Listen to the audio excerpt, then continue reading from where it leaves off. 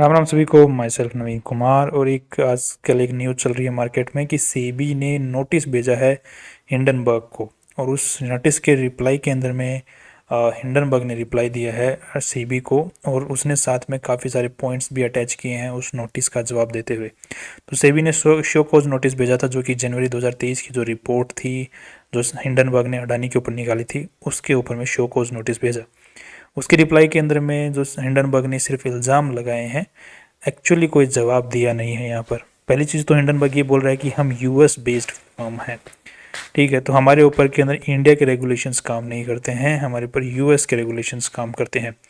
और दूसरी चीज़ कि हमने कोई ज़्यादा प्रॉफिट यहाँ पर कमाया नहीं है। जो उस जो हमने रिपोर्ट निकाली थी, रिसर्च रिपोर्ट, उसको निकालने से पहले हमने शॉर्ट सेलिंग मतलब कोई भी स्टॉक पहले नीचे जाता है तो उससे पहले ही सेल कर दो उस शेयर को, और फिर नीचे जब स्टॉक चला जाएगा तो उसके बाद उसको बाय कर लो। उसको हम बोलते हैं शॉर्ट सेलिंग। कि हमने पहले से उस रिसर्च रिपोर्ट को जारी करने से पहले शॉर्ट सेलिंग तो हमने की थी, बट उसके अंदर में हमने कुछ ज़्यादा कुछ खास पैसे कमाए नहीं। अगर हमारा खर्चा सारा आप लोग निकालोगे तो उसके बाद में हम नेट टू नेट जो हमारा खर्चा हुआ, जितना हमने प्रॉफिट कमाया उसके थोड़ा सा ऊपर ही रहे हैं।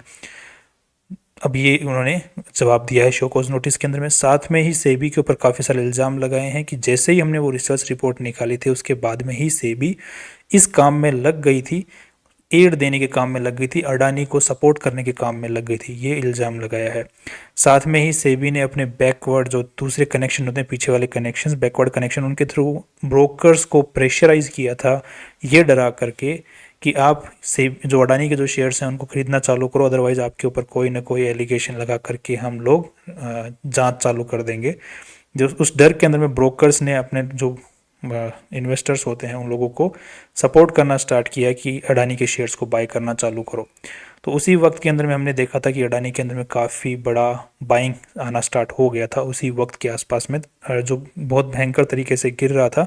अडानी के काफ़ी सारे स्टॉक्स बहुत ही भयंकर तरीके से गिरे थे, 1200 तक पहुंच गया था अडानी एंटरटेनमेंट का शेयर, जो कि 3000 के आसपास में था।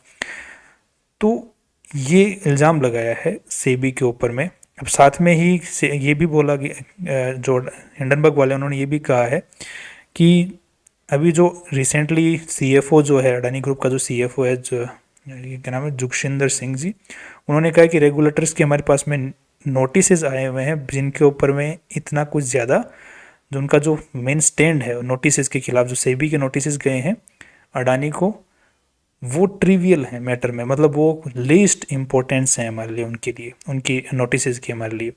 तो ये एक बड़ा स्टेटमेंट है सीएफओ की तरफ से आना। हिंडनबर्ग बोलता है कि ये दिखाता है कि सेबी की कितनी इम्पोर्टेंस, सेबी के नोटिस की कितनी इम्पोर्टेंस अडानी के लिए मैटर करती है, अडानी ग्रुप के लिए मैटर करती है। साथ में ही सेबी ने ये भी बोला है, सॉरी हिंडनबर्ग ने ये भी बोला है कि हम लोग ये भी अगर आप बहुत ही जल्द आरटीआई फाइल कर सकते हैं उन लोगों के खिलाफ कि जो एम्प्लॉयज़ सेबी में काम कर रहे थे वो अडानी मैटर में भी काम कर रहे थे, और कौन से एम्प्लॉयज़ हैं जो हिंडनबर्ग मैटर में भी काम कर रहे थे, और उनकी कॉल्स कितनी अडानी ग्रुप को गई हैं, जो कितनी मीटिंग्स हुई हैं अडानी ग्रुप के साथ में, कितनी सेबी की मीटिंग्स हुई, कितने एम्प्लॉयज़ की मीटिंग्स हुई हैं, उनका सारा रिपोर्ट जो है हम सेबी से मांगेंगे।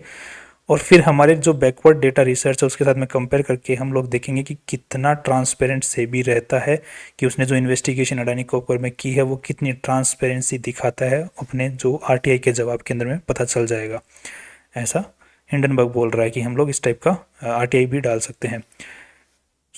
और यहाँ पर सेबी के ऊपर भी एक इल्ज़ाम लगा रहा है कि जो सेबी है वो कोशिश यही कर रहा है कि जो आवाज़ उठाते हैं बड़े लोगों के खिलाफ में, जो बड़े लोगों के ऊपर में उनके इल्ज़ाम जुल्मों के ऊपर में या फिर इन्वेस्टर्स के ऊपर में जो ज्यादती करते हैं, उनको दबाने की कोशिश कर रहा है सेबी, और यही करता आया है पहले भी। साथ में ही सेबी हिंडनबर्ग ने इल्ज़ाम और लगाया है सेबी के ऊपर में कि जो रिपोर्ट, जो अगर हम लोग यहाँ पे देखते हैं कि जो चीज़ रिसर्च जो जांच चल रही थी, उस जांच के अंदर में कोटक महिंद्रा बैंक का भी नाम आया था। तो वहाँ पे अडानी ने, सॉरी सेबी ने, कोटक महिंद्रा बैंक का पूरा मतलब जो एक फंड है, म्यूचुअल फंड टाइप से एक फंड होता है, जो कि बाहर के जो इन्वेस्टर लोग होते हैं उनको इंडिया के जो शेयर्स होते हैं उनके अंदर में इन्वेस्टमेंट करने की अपॉर्चुनिटी देता है। तो उस फंड का भी नाम इस इन्वेस्टिगेशन में आया था। तो सेबी ने उस फंड का पूरा नाम ना लिख के शॉर्ट में ही नाम लिखा, जैसे के इंडिया अपॉर्चुनिटी फंड, जबकि इसका पूरा नाम है कोटक इंडिया अपॉर्चुनिटी फंड। और यहाँ पर दूसरा जो नाम आया है वो है KIOF, जिसका पूरा के इंडिया अपॉर्चुनिटी फंड, सो KIOF ये शॉर्ट में नाम लिख दिया, या फिर के इंडिया अपॉर्चुनिटी फंड नाम लिख दिया। तो इस टाइप से पूरा नाम नहीं लिखा, सिर्फ शॉर्ट के नेम लिख के ही सेबी ने जो नाम है कोटक का उसको छुपाने की भी कोशिश की, जो कि दर्शाता है कि सेबी ने जो अपनी जांच कर रहा है वहाँ पर वो बड़े लोगों को छुपाने की कोशिश भी कर रहा है। और यहाँ पर उसने बताया कि उन्होंने 4.1 मिलियन रुपीज़ कमाए थे उस शॉर्ट सेल के अंदर में, डॉलर्स, और $31,000 उन्होंने कहा था कमाए थे अपने खुद के अकाउंट्स के बेसिस पे, और वो नेट टू नेट बाहर निकल के आए हैं ब्रेक इवन के साथ से, थोड़ा बहुत ऊपर ही रहे हैं, थोड़ा बहुत ही प्रॉफिट में रहे हैं, क्योंकि उन्होंने बहुत ज़्यादा जांच की थी, इसके अंदर बहुत खर्चा हुआ था। और वो ये बोल रहे हैं कि ये अब तक का हमारी सबसे बड़ी अब तक का वर्क रहा है, जिसके ऊपर हम बहुत प्राउड फील करते हैं। सो ये हिंडनबर्ग बोल रहा है सेबी के जो शो कॉज नोटिस है उसके खिलाफ में सेबी पे इल्ज़ाम लगा रहा है, कि ट्रांसपेरेंसी पे भी इल्ज़ाम लगा रहा है, उनकी इन्वेस्टिगेशन के ऊपर इल्ज़ाम लगा रहा है, और उनके ऊपर RTI फाइल करके चीज़ों को बाहर उनकी जो इन्वेस्टिगेशन किस टाइप से हुई है, किन एम्प्लॉयज़ ने किया, उनकी जांच भी जो पूरी रिपोर्ट है वो भी लेने की काम पे कोशिश कर सकता है, ये भी वो बोल रहा है। सो ये पूरा मैटर है। अब आगे देखते हैं आगे क्या चलता है। Let's see proceed with this. कल फिर मिलते हैं एक नई इंपॉर्टेंट वीडियो के साथ में। सी यू टुमारो।